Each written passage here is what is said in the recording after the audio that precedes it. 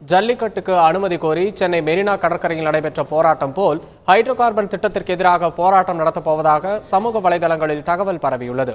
இதையடுத்து மெரினாவில் பாதுகாப்பு பலப்படுத்தப்பட்டுள்ளதாக கூறுகிறார் எமது செய்தியாளர் எழில்.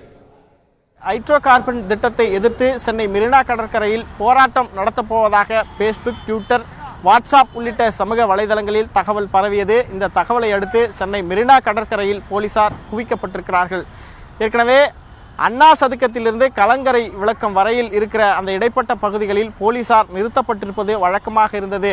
இந்த நிலைமையில் இந்த ஹைட்ரோ கார்பன் திட்டத்திற்கு எதிராக இளைஞர்கள் ஒன்று திரண்டு போராட்டம் நடத்தப் போகிறார்கள் என போலீசாருக்கு உளவுத்துறை எச்சரிக்கை விடுத்ததை அடுத்து சென்னை மெரினா கடற்கரையில் கூடுதல் பாதுகாப்பு போடப்பட்டிருக்கிறது.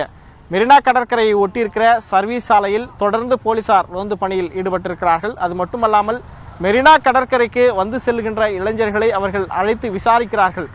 4-5 பேருக்கு மேலாக கூட்டமாக வருபவர்களை அவர்கள் அழைத்து விசாரித்து 4-5 பேருக்கு மேல் மெரினா கடற்கரையில் கூடக்கூடாது என எச்சரித்து அனுப்புவதை நாம் பார்க்க முடிகிறது. தொடர்ந்து போலீசார் இந்த இடத்தில் பாதுகாப்புக்காக நிறுத்தப்பட்டிருக்கிறார்கள். ரோந்து பணி என்பது அதிகப்படுத்தப்பட்டிருக்கிறது.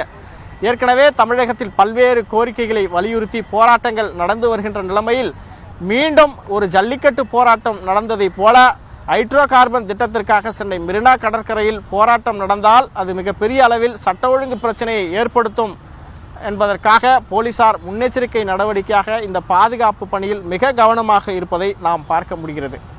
தந்தி டிவி செய்திகளுக்காக ஒளிப்பதிவாளர் குகனுடன் எழிலரசன்.